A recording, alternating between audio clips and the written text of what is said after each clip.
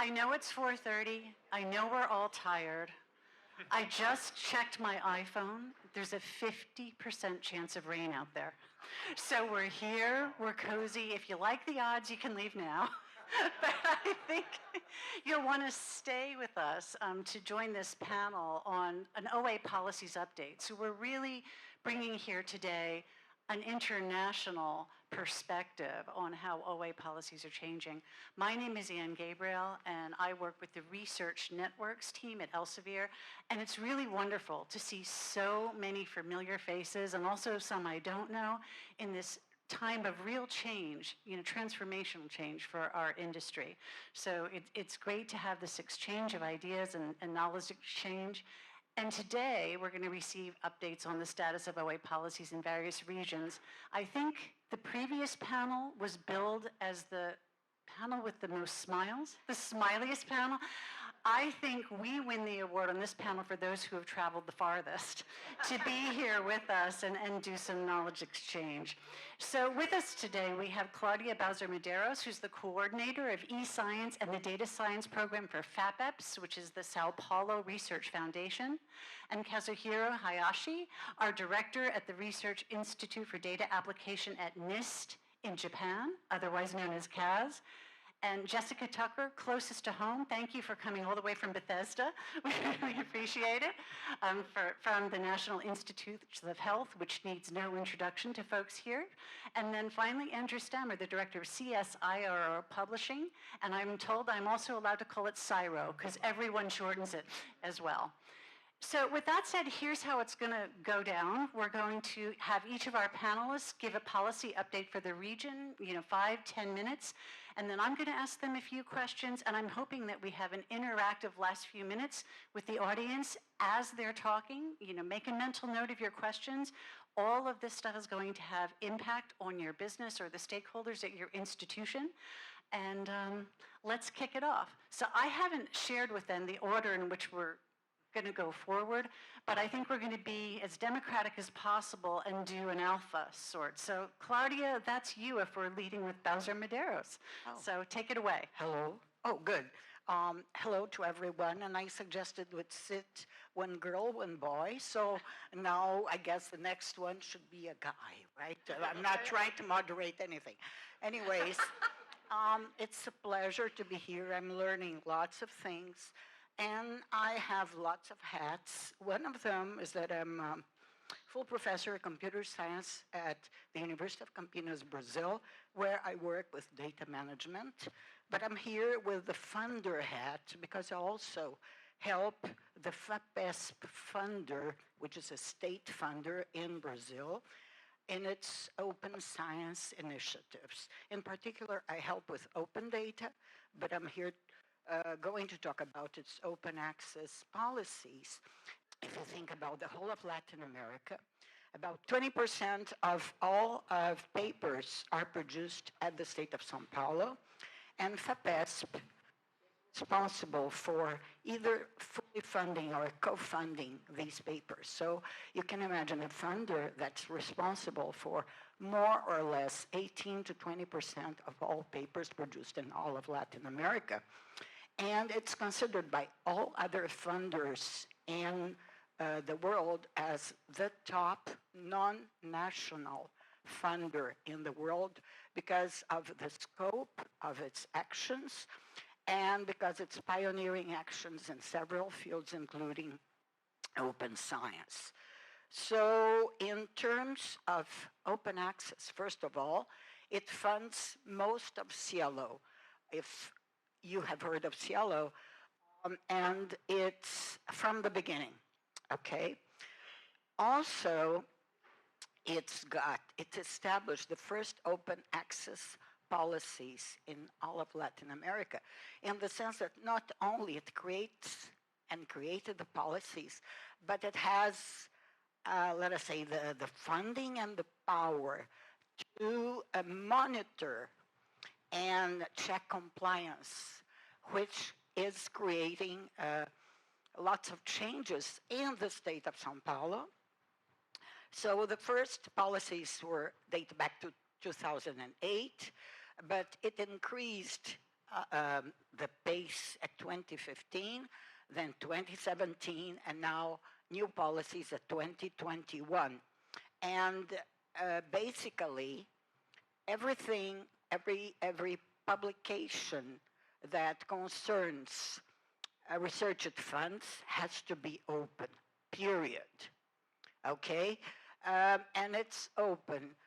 It does not control the journal as long as it's quality journal, editorial board, peer reviewed. But researchers, they are first of all encouraged to check journal policies so they can take advantage, say, of embargo periods. FAPESP allows up to 12-month embargo on the open.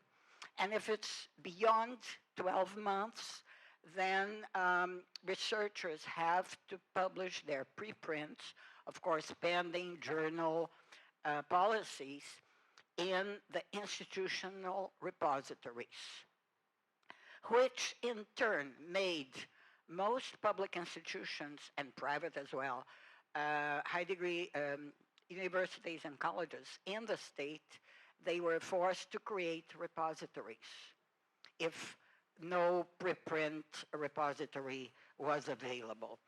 Let's see what else. Okay, now what about funding?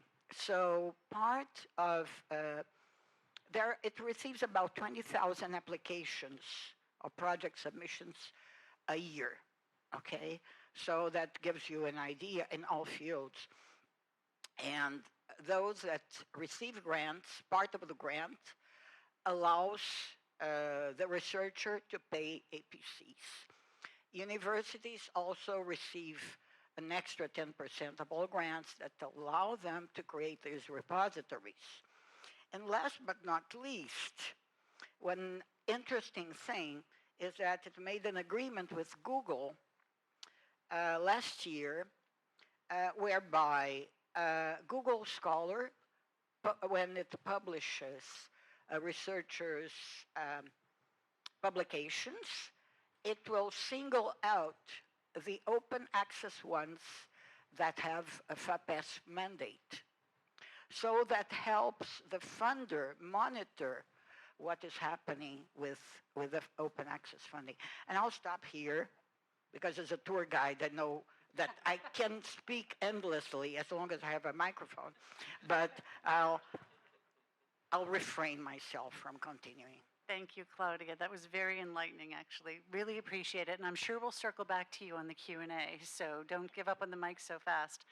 Moving in alpha order next, I believe, Kaz, you're next. And I hope you all appreciate that it's 4 a.m. for him. So thank you very much. Hello, everyone. It's great honor to be having me here. And I'm Kaz Hayashi from Japan. I'm now the director of the research unit for data application. But I was once in a publishing industry. Became the general manager of the Chemical Society of Japan. That day after tomorrow, I will visit ACS building to meet my old friend.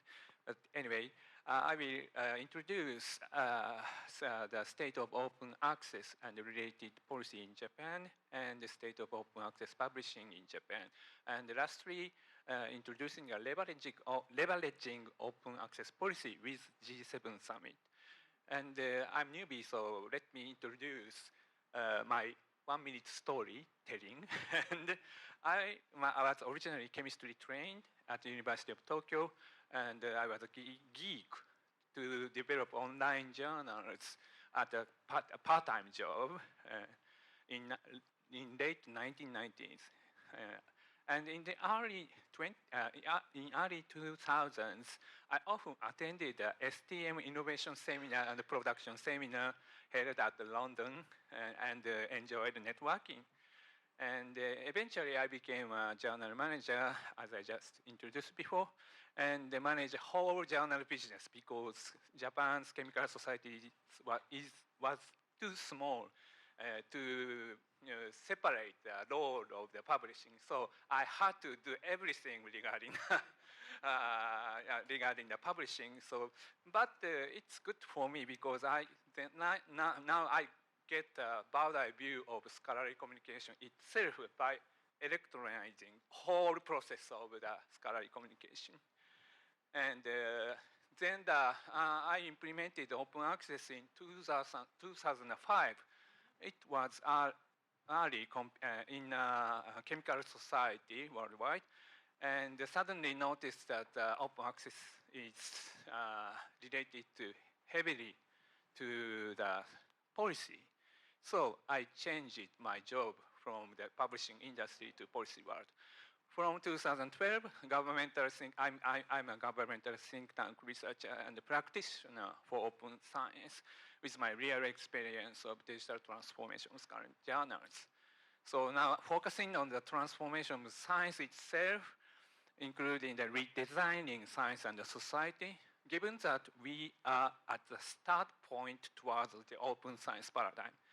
And from top side, I'm now helping the G7, UNESCO, OECD. In addition to the Japanese government, I'm an international advisory committee member of the UNESCO's Open Science recommendation, indeed.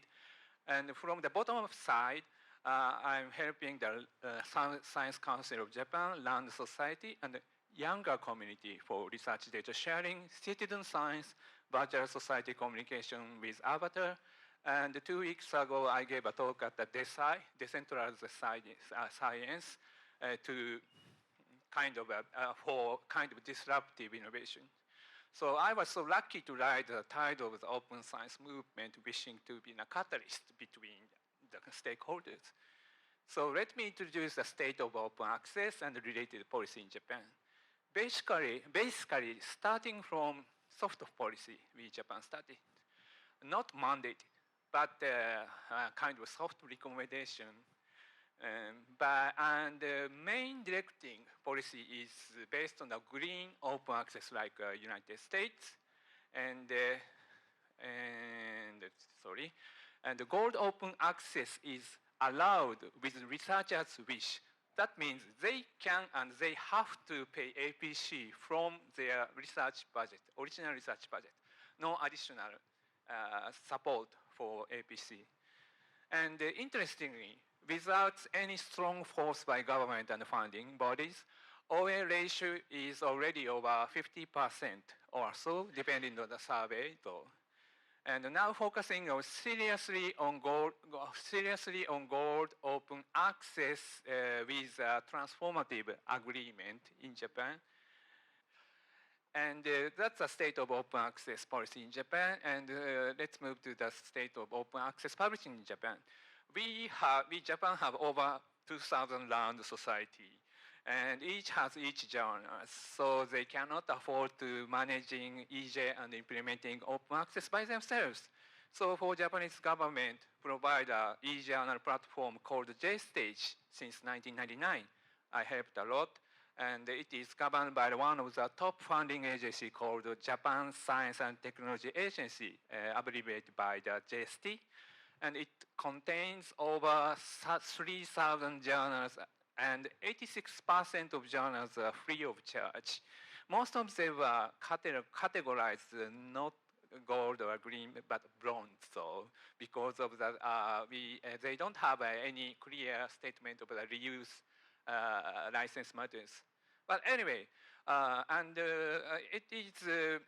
it might not good, but anyway, JStage does not have many Q1 journals by domains, but JStage keeps a diversity and inclusiveness of scholarly communication in Japan, both in English and Japanese, and also for various domains, including humanity and social science in Japan.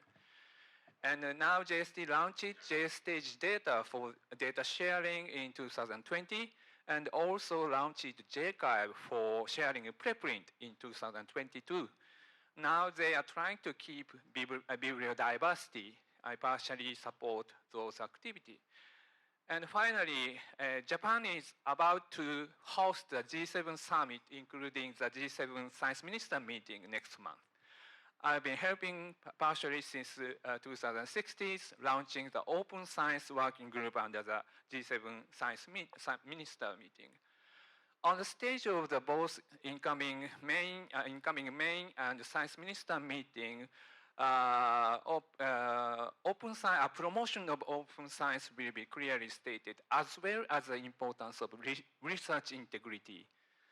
Yesterday's course was very nice. And then for global context to implement the statement, it is for wider range of open science, including research data sharing, transformation of science and society. But for domestic context, it is for enforcement of open science, open access policy, and we are trying to mandate open access from 2025, immediate open access, like OSTP memo. And also we are aiming the beyond green, or let's say the green plus, some developing the alternative route, not by the author's final version of manuscript.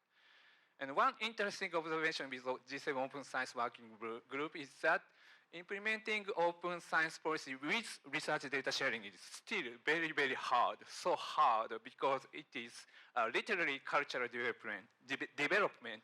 We need many resources such as money, time, human resources. Ultimately, we need a generation transfer, we recognize. And compared to that, implementing open access policy is rather easier because the framework or ecosystem is robust. And based on that framework, but we have to solve the puzzles with many factors.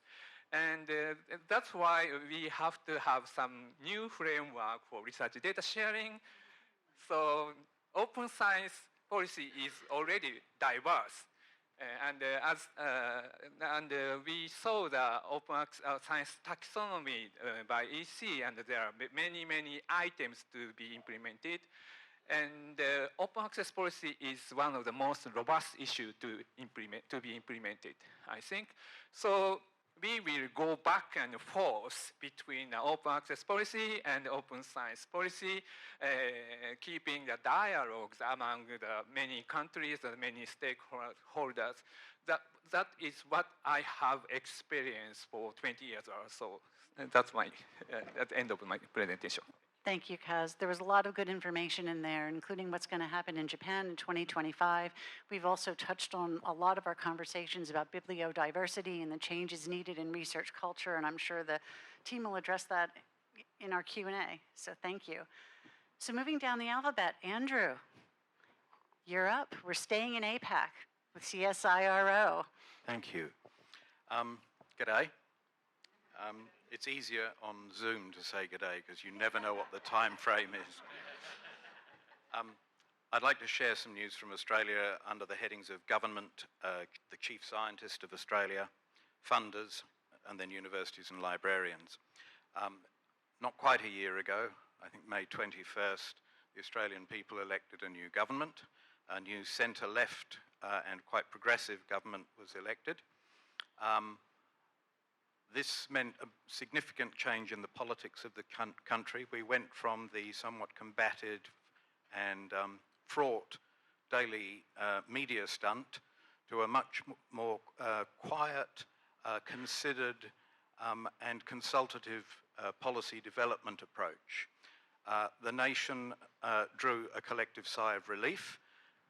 So great in magnitude that it changed the weather patterns for several days, I understand.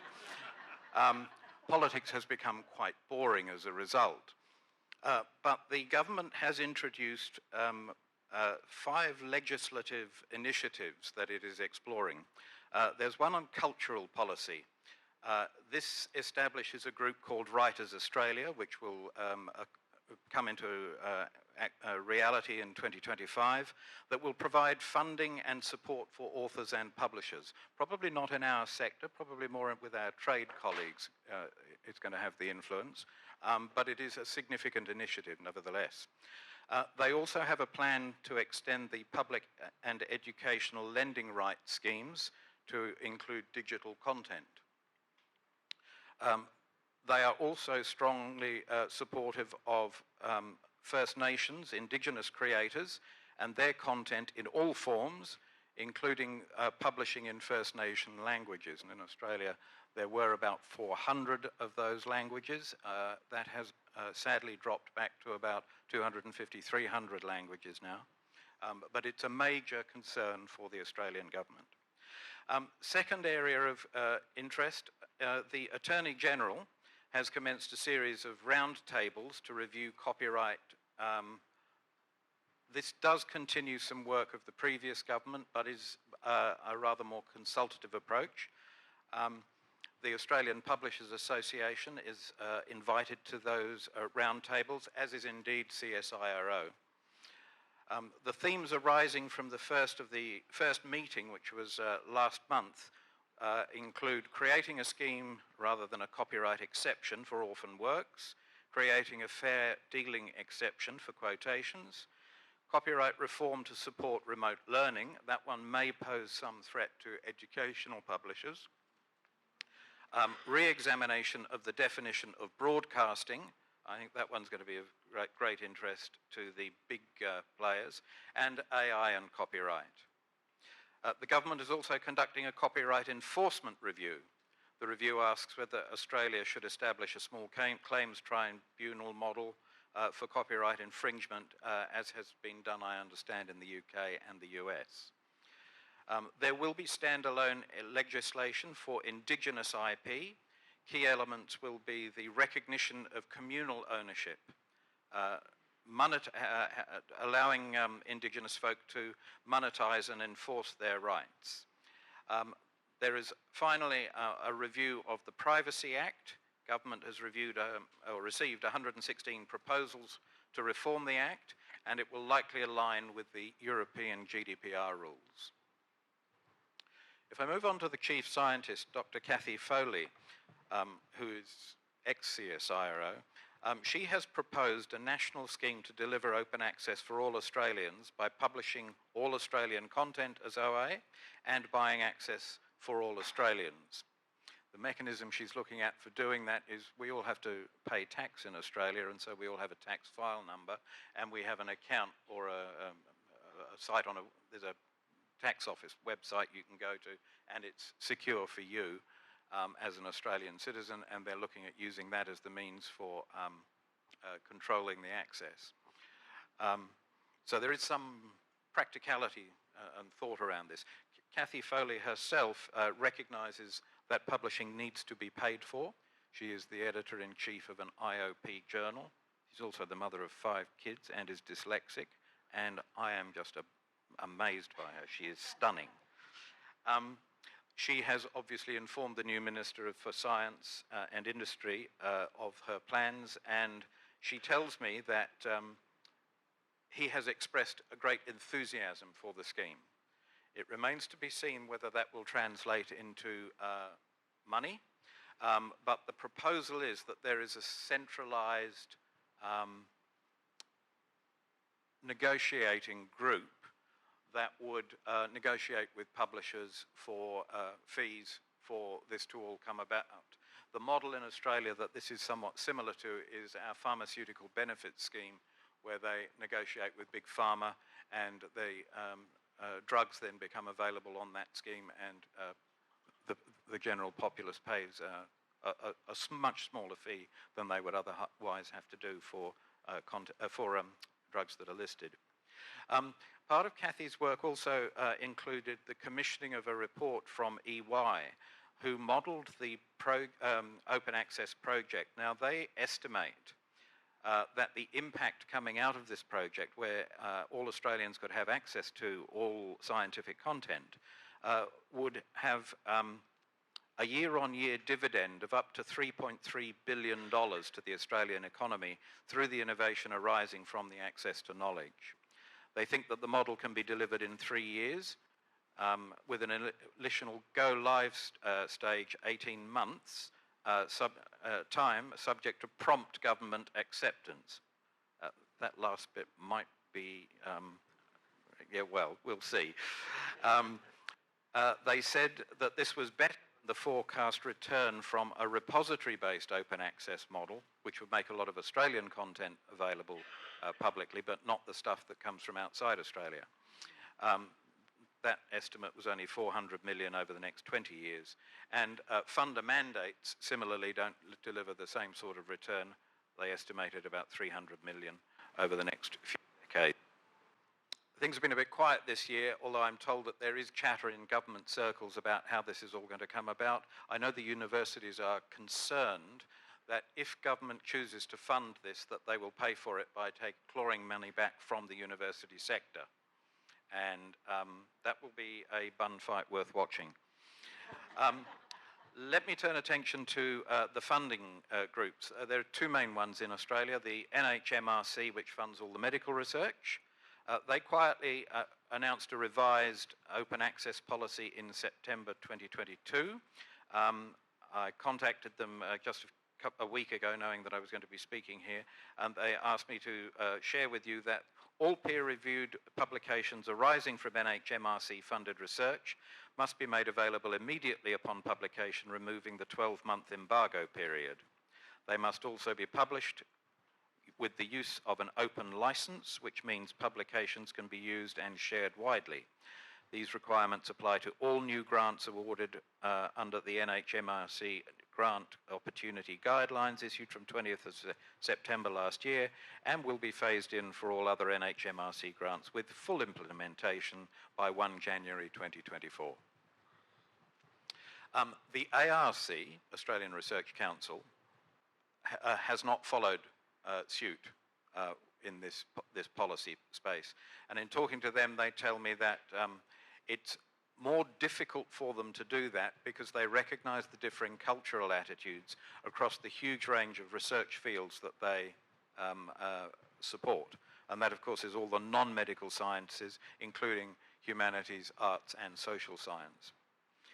So they are not moving in that space at the moment. Last week, the Minister of Education released a review of the ARC, recommending changes to legislation that will enhance the role and independence of the ARC. This arises from some political intervention from the Minister, who stopped a few grants to particular requests for money that personally he didn't like, didn't go down very well. So that will be blocked out with the new legislation. There will also be a discontinuation of the Excellence in Research for Australia and the Excellence and Impact initiatives. These were the two initiatives in Australia that ranked journals. You might remember there was some brouhaha about that a few years ago. That will now be discontinued. It was seen to have been useful, but it is not something that they're going to continue with. Neither NHMRC or ARC provide funding specifically for open access publishing, although researchers may choose to use their funds for that purpose. I just sacked the postdoc a few weeks earlier. Universities, Australian universities have been quick to take up read and publish options and have worked closely with publishers. Of the 40 Australian universities, only QUT, Queensland University of Technology, has publicised adoption of an author rights retention policy without embargo, and I'm not hearing of a push for advancement of author rights retention from the other universities. There is concern among the universities to preserve and enhance bibliodiversity. That is to say, the range of publishing options that researchers have.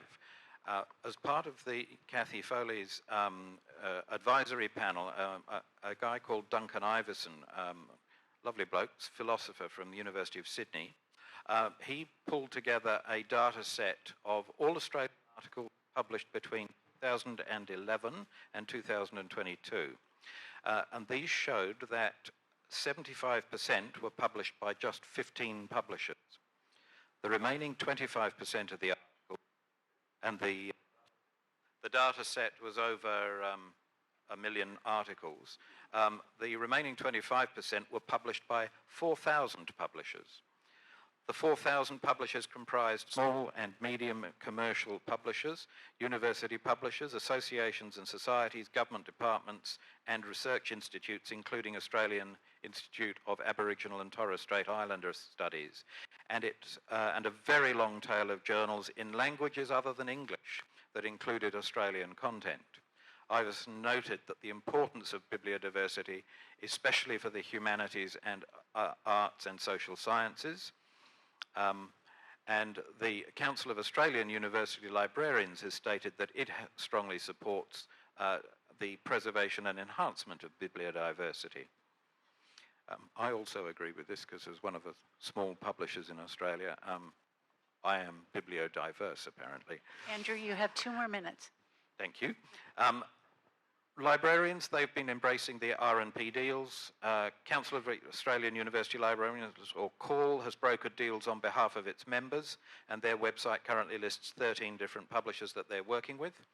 I'm hearing ambivalence from the CAUL people about repositories, and they're questioning their value among some CAUL members. I think they're finding it expensive to maintain them.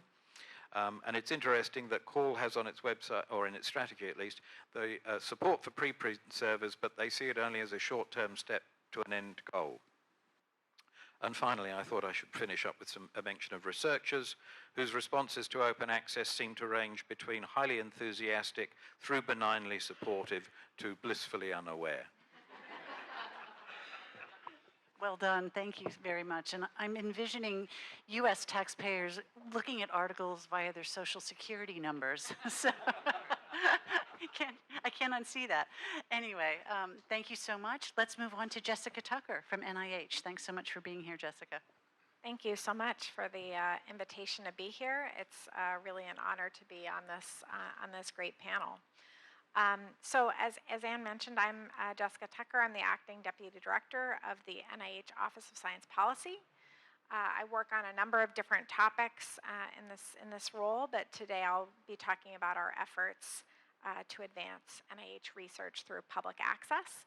I've been working on this effort with many others across NIH and across the government, in fact, including Jerry Sheehan, the Deputy Director for Policy and External Affairs at NIH's National Library of Medicine, who you may know.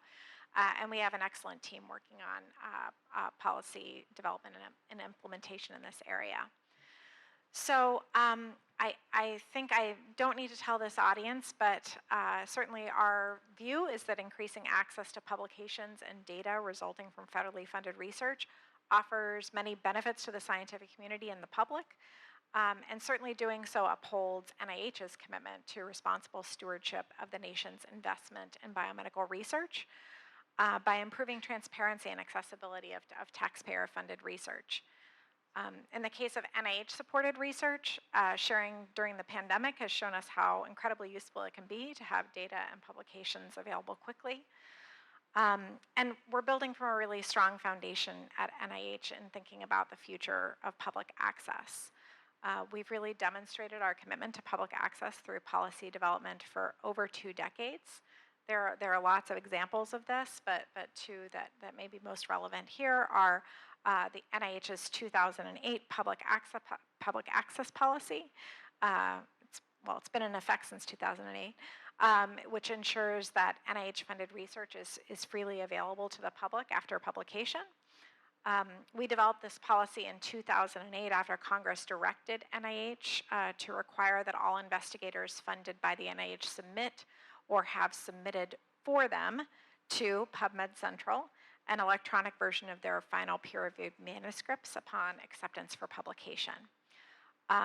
The allowance in this congressional language is that these manuscripts needed to be made publicly available no later than 12 months after the official date of publication, which is also known as the embargo period.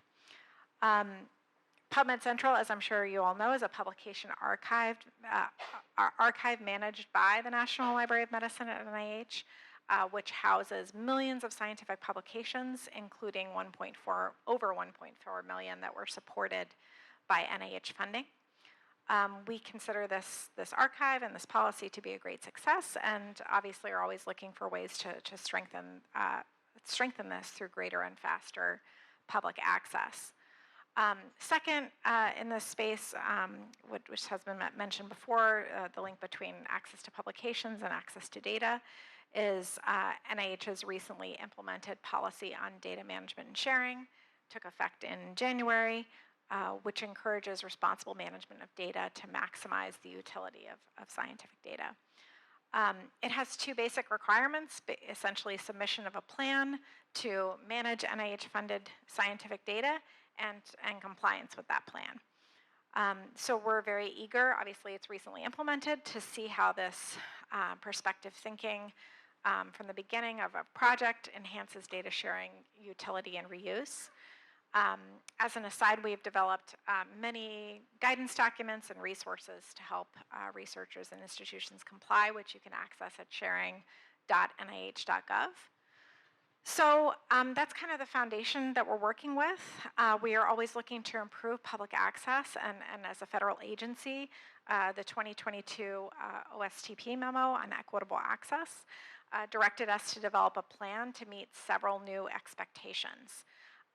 In brief, the memo has 3 pillars on access to federally funded research products: increasing access to data, increasing access to publications, and maximizing the utility, integrity, and reproducibility of these products through metadata and persistent identifiers. So I already told you about the NIH data management and sharing policy implemented in January, which will meet all of OSTP's expectations regarding public access to data and data sharing. The plan for persistent identifiers and metadata is incredibly important. It's also on a longer time frame, so it won't be kind of the focus of my remarks here today, but we have piloted several programs in this space in terms of how we can increase findability and transparency through metadata and persistent identifiers that will help inform best practices as we develop these plans. But I want to focus the remainder of my time on access to publications. As I've already mentioned, we have a strong system in place already. We can essentially continue many current processes building upon our strong foundation, but we will remove at the appropriate time, not immediately, but at the appropriate time, according to the memo, the allowable embargo period. And we propose to continue to monitor trends in publication fees and policies, because we realize that the way in which the ecosystem adapts to this change will really dictate what most of the impacts are. And we want to ensure that we remain flexible and responsive as that ecosystem evolves. We intend to continue using PMC as our repository and allow current methods of submission to PMC. But as I mentioned, eventually all articles will be made available post-publication in PMC as soon as processing is complete, without an embargo period post-publication. In line with the OSTP memo, NIH is agnostic to specific business models here. In terms of the cost of publication, our NIH grants policy statement, which is a term and condition of all awards, already allows for reasonable publication costs, and as I mentioned, we'll continue to monitor trends in fees and policies to ensure that they remain reasonable and equitable. We are very concerned with maximizing equity and access, and we'll continue to use PMC to make our submissions human and machine readable and allow for use of metadata. And in terms of equity, here's an area where we really have been seeking public input and ideas, especially with respect to unanticipated consequences of any changes that could impact equitable access to publications or the ability to publish. We released our plan publicly for comment in February as a request for information. Unfortunately, our public comment period just closed, so I hope that you had an opportunity to see it. We will share all public comments publicly on our website at the Office of Science Policy. We also held a listening session with robust discussion from a diverse set of stakeholders on April 12th. And I just want to emphasize that there will be many opportunities for engagement moving forward as we plan to issue a draft policy for public comment, which will also have opportunities for engagement as well. The plan is really just the first step in the process, which is articulated in the OSTP memo if you haven't taken a look. You can find all of this information on our website, the Office of Science Policy website of NIH. Yeah, I think that about sums up what I wanted to say for now. And thanks again for having me here. I look forward to the discussion. Thank you, Jessica. A round of applause for our panel. Really appreciate it. In the spirit of interactivity, I do have a couple of questions lined up, but I just want to ask, does anyone in the audience have a burning question? Shall we just jump right to the audience Q&A? All right, I'm going to ask mine first. We've talked a lot about the different policy changes in the region, and some are moving apace at different timelines, and even different policies among the funders that you referenced, Andrew, in Australia. But our team has spent a lot of time talking about being alert and aware to unintended consequences. You just mentioned that, Jessica, yourself. Can I ask the panel to share maybe their perception of some of the unintended consequences and how you might be working or discussing how to mitigate these? What does an unintended consequence look like in your region, and how can publishers help? Yeah, go for it. Hello. Yeah. I was thinking as this panel was, people were presenting things of a cartoon I like a lot that has at the top a beautiful house, which is paper as published. Okay? Then underneath you have the additional material, which is already not that well organized. And then you have the reality, which looks like noodles, and emerging everywhere. And the consequence of the new policies, at least all over our region, there are two consequences. The first one is that people have realized that noodles need to be organized and documented, okay, to maximize reusability. And the second is that, now I'm going to talk about FAPESP again, since it started its open access policies much earlier. Together with open access comes the additional material open data. And people, even though they were already publishing their data as part of publishers' or editors' requests, and now they are saying, okay, but now our data is going to be open. What's going to happen about it's being reused for other purposes, repurposing? Second, why and what if people discover things we have not discovered? Not only because the publication does not describe it, but the data can be used for other purposes.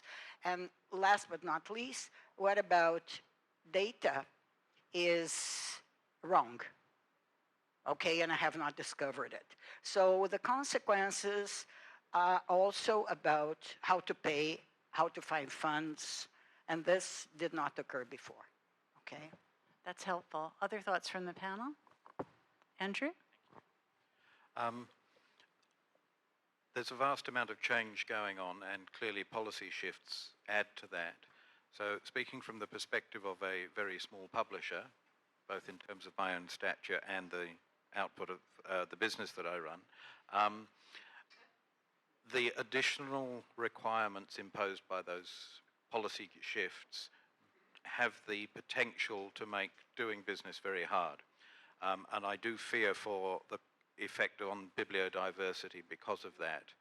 I think it's a real challenge for very small publishers, and it will add to the continued consolidation of journals with the big players. And I don't say that with any malice or ugliness at all. It's just a fact. It's how it is. I understand. Jessica?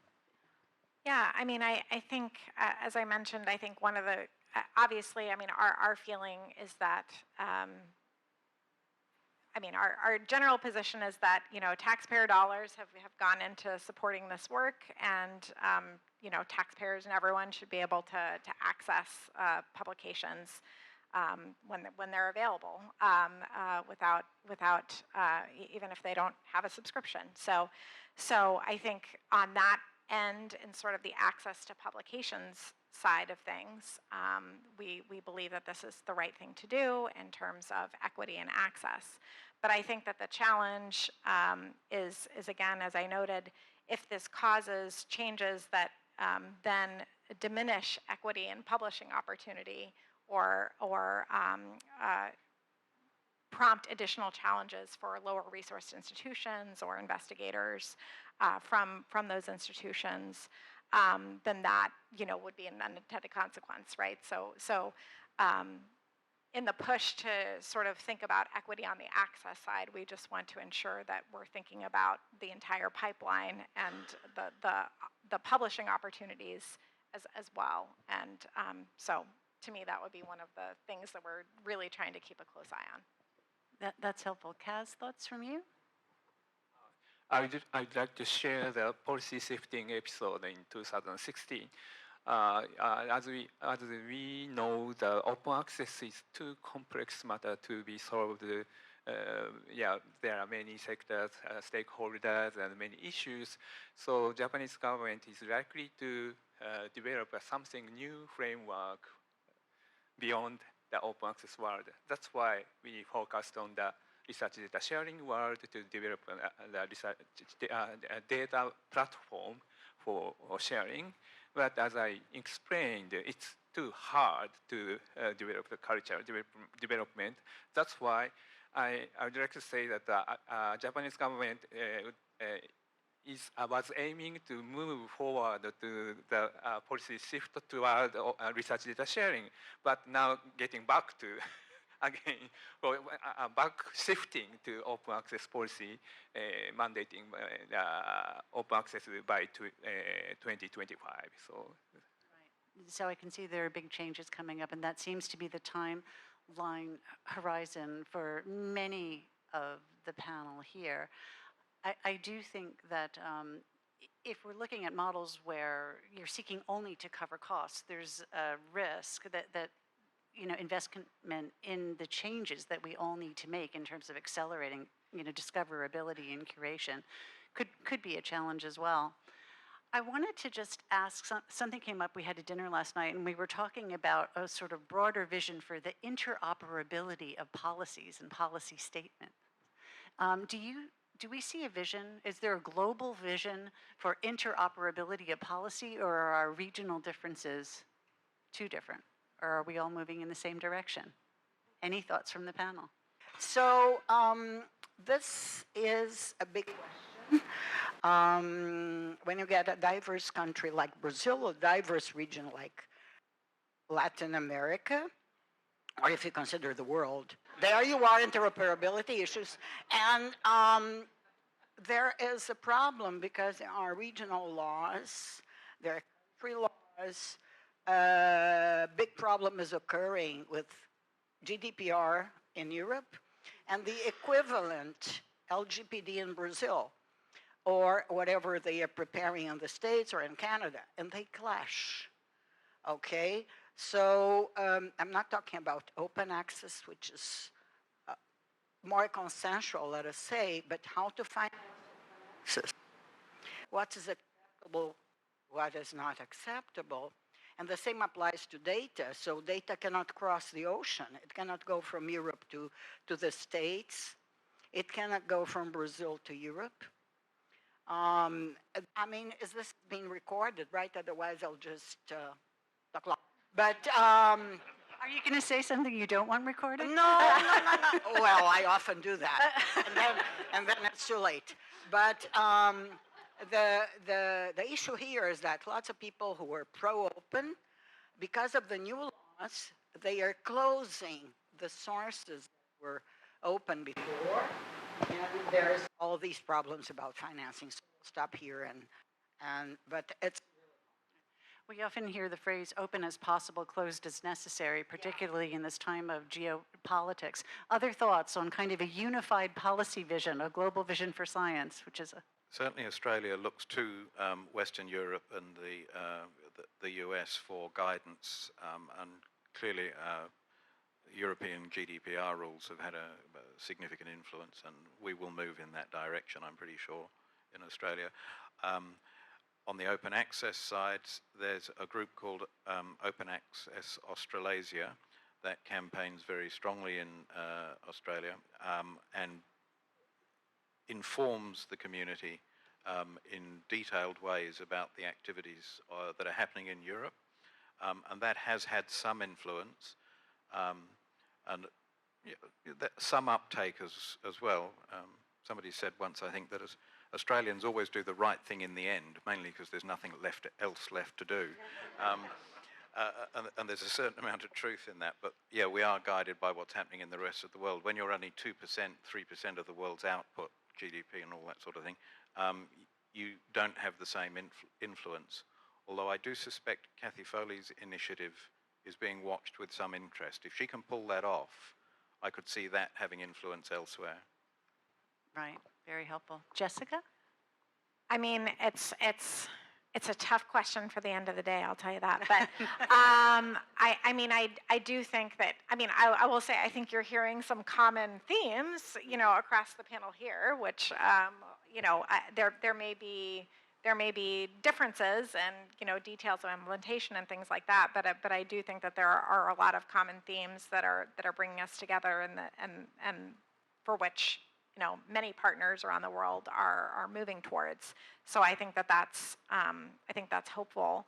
And obviously, I mean, we are very engaged in talking with folks around the world and having those collaborations between the U.S. government and other countries to try to think about these things. I think there will always probably be some differences in details of implementation, but I think if we can be, you know, have similar principles and high-level goals, then that will help. And I think that's in some areas that's happening more than in other areas, I guess. But I'm happy to hear some of the similar themes across the panel today. So. And some of us just saw Jerry Sheehan is going to OECD, so, you know, we see that kind of cross-pollination of thought. I was about to leadership. say that. Maybe Jerry can deal with it when he goes to OECD. But No, exactly. A lot of us read that announcement. Kaz, any thoughts? So for me, I would like to share the atmosphere of G7 Open Science Group and the UNESCO's meeting. And first of all, as I introduced before, the open access policies interoperability is like solving a Sudoku or complex puzzle. We recognize each item, each factors, but the combination is totally different depending on the country. So, yeah, let's solve the problem. But for open science policy, especially for future of citizen science or something like that, then we have to have a frame, a vision to be compatible with that.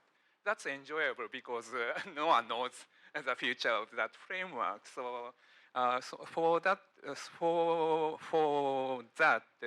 dialogue, repeating the dialogue is very crucial, and we enjoy in the G7 and the UNESCO's framework. But the difference between them is G7 is likely to pursue the future of innovation or future of the industry development, or something like that. But UNESCO is pursuing, as you know, mitigate the gap between the developed country, or any other equity, even in the mitigate between the tribes, domestic tribes, or something like that. How can I say in English? But anyway, Indian. Right. So on that context, we are policy interoperability has dimensional vector to be solved. I would say that. I like the idea of interoperability as a game of Sudoku. It is that complex. 1 millisecond, we're at 5:31. Oh my! These people need to not drink. by my watch, but it's a Brazilian. Just one issue about open science and open access is collaboration. Okay, through publication, open publication can collaborate with others, and this is a barrier. I find it hard to collaborate with myself. Okay, so collaboration is good, but it also poses barriers, and that's something that's happening right now. concerning open access. I'm sorry. Well, I think our goal should be to break down those barriers, and I thank this international panel for doing just that and being so collaborative. And I'd also like to give a big thanks to Delia Mahalia for bringing the panel together and giving us this opportunity. And thank you, Caroline Sutton, and all of STM for what I thought was an amazing day. So a round of applause for our panel and for STM, and I'll let you close it out.